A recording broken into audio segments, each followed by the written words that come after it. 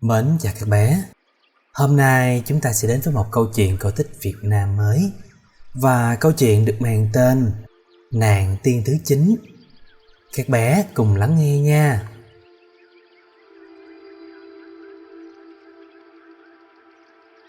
Ngày xưa, có một bà cụ già, có một người con trai lớn.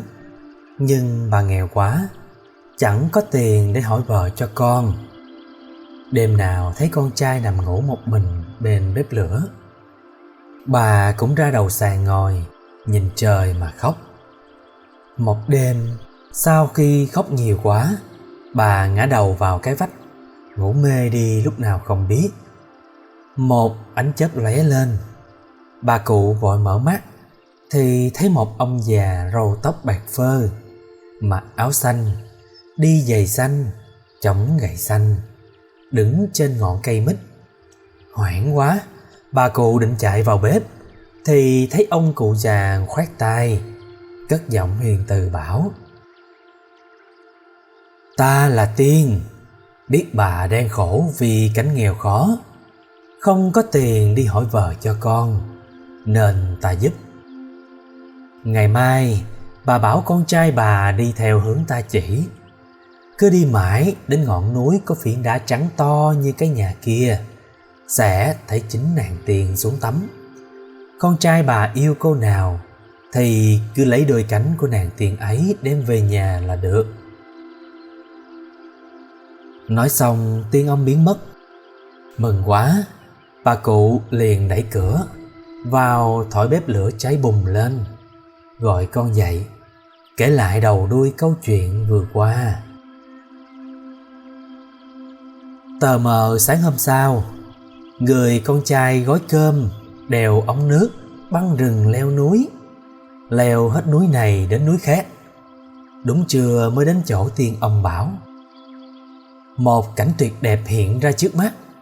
Hồ nước xanh biếc, trong vắt như gương, có đường xuống bến tắm. Trên bờ hoa thơm, cỏ lạ đang đua nở, khoe sắc cùng ong bướm. Sỏi đá lấp lánh như kim cương. Thấy nắng rung rinh, chàng đưa mắt ngó lên trời. Bỗng từ trong đám mây hồng có chính nàng tiên mặc áo xiêm trắng, đang bay và hạ xuống dần. Chàng con trai nghèo liền nép vào bụi nhìn theo. Chính nàng tiên đã bước trên các phiến đá ngọc, cởi cánh ra lội xuống tắm. Nước trong, da các nàng tiên trắng ngần, nhìn cô nào cũng đẹp lộng lẫy như mặt trời mọc. Duy có nàng thứ 9 là đẹp hiền hậu hơn cả. Tóc nàng đen mướt và dài như dòng suối, giọng cười trong và thanh như tiếng sáo ngân vang, miệng đẹp hơn hoa nở, mắt sáng như sao. Khi nàng nhìn vào vật gì, vật đó rực lên như có 100.000 ánh hào quang chói sáng. Chàng trai liền lảng đến lấy trộm cặp cảnh tiên của cô thứ 9, rồi trở về nhà. Trống trên trời giống 7 hồi khoan nhặt báo giờ các cô phải về tiên cung. 8 cô chị lên bờ lắp cảnh của mình và bài trước, còn cô em mãi đùa nghịch dưới làn nước mát lên sau. Không thấy cánh tiên đâu nữa, nàng mới hoảng hốt cuống cuồng chạy quanh bờ. Trống trên trời đã dục dã, sắp đến giờ đóng cửa thiên đình. Nàng tiên thứ 9 lại chạy quanh bến nước chăm chú tìm lại, nhưng không thấy. Nhìn dấu chân người còn in trên cát mịn, dấu chân trên đường xuống núi, biết có kẻ lấy đôi cánh của mình rồi. Nàng vội vã cài lại áo xiêm, lần theo dấu chân đi mãi. Xế chiều, nàng đến một ngôi nhà sàn nhỏ dựng lẻ loi dưới chân núi. Nàng đang phân vân không biết đi ngã nào, thì một cụ già đến bên nàng chào hỏi. "Cháu ơi, đường xà vắng vẻ, cháu đi một mình như thế này nguy hiểm lắm. Cháu hãy vào nhà ta ăn cơm, uống nước rồi nghỉ lại đã." Nhìn nét mặt hiền hậu của bà cụ, nàng tiên gục đầu vào vai bà khóc. kể lại chuyện nàng bị mất đôi cánh tiên nên không về trời được. Bà cụ đưa nàng vào nhà. Chàng con trai sung sướng bước ra chào hỏi, rồi vào rừng bẻ măng, nhổ nấm, đem về đưa cho mẹ nấu canh cho cô gái ăn. Tối, chàng ngồi kéo đàn curry, loại nhạc cụ réo rắt như đờn cò của người Kinh, cho cô gái yên giấc. Ở đây 1-2 tháng, lúc đầu nàng tiên thứ 9 hết sức nhớ mẹ nhớ cha, nhưng được sự chăm sóc, trìu mến của bà cụ và chàng trai hiền hậu siêng năng, nên nàng khuây khỏa dần. Buổi sáng, nàng cũng đi lên rẫy, vào rừng. Buổi chiều, nàng cũng ra giếng nước, đòi nước với chị em. Nửa năm sau, người con trai bà cụ lấy nàng tiên. Hai vợ chồng sống bên nhau rất hòa thuận, vui vẻ. Dân làng ví họ là cặp vợ chồng chim sáo, vì họ vừa xinh đẹp, vừa chịu khó làm ăn. Người chồng chưa bao giờ mắng vợ nửa lời. Chiều nào lên rừng về, chàng cũng cố tìm cho mẹ và vợ một ống mật thơm, một bó rau ngót, một bó măng, hay lưng gùi ngô non thơm sữa. 2 mùa, 3 mùa, đến một đêm trăng tròn vành vạnh, nàng tiên thứ 9 sinh được một đứa con trai kháu khỉnh. Từ đó, trong nhà càng thêm đầm ấm, vui vẻ hơn. Nhưng một hôm, trời đang yên lành, bỗng có tiếng sấm ầm ầm giận dữ. Mây đen, mây xám kéo đầy trời. Lửa đỏ rực, chớp nhằng nhịch, dữ tợn. Người vợ vừa cõng con ra đứng đầu sàn phía tây, đột nhiên thấy Thiên Lôi từ trên trời cầm búa nhảy xuống sân, mặt giận dữ. Thiên Lôi bảo rằng hắn vâng lệnh trời xuống bắt nàng tiên phải về ngay, nếu không sẽ giết chết con nàng, giết cả chồng và người mẹ chồng của nàng nữa. Thương con, thương chồng quá, nàng tiên ngã gục xuống khóc nức nở, rồi chạy vào nhà rút 3 ống nứa dài vắt đầy sữa, nhẹ nhàng đặt con lên chiếu, cắt một nắm tóc để lại cho chồng, rồi theo Thiên Lôi về bên thiên đình. Chiều bà cụ và người chồng về nhà, không thấy nàng tiên, chỉ thấy đứa con nằm ngủ bên nắm tóc thơm của mẹ nó. Nhìn cây cối ngã nghiêng, chảy xém, biết có điều hung dữ xảy ra. Chàng cõng con trên lưng, bước xuống cầu thang đi vào rừng, nhìn trời khóc suốt 9 ngày đêm. Tiếng khóc ai oán, ấm ức, nghe nghẹn cả cổ, đau cả lòng. Được tin, dân làng thương quá, rủ nhau giúp sức, góp của, nhờ bác thợ rèn chuyên nghề chim sắt tiết bay, đúc cho 2 cha con người xấu số ấy một con chim công sắt. Được chim sắt rồi, 2 cha con ngồi trên lưng cong bay vút lên trời, qua mây hồng, mây bạc, mây xanh, đến sông Hằng sắp tới triều đình, thì công sắt không tài nào bay qua được. Gió to sóng gầm dữ dội, 5-7 lần, con công cất cánh đều lao đao muốn rớt. 2 cha con đành ở bên này xong.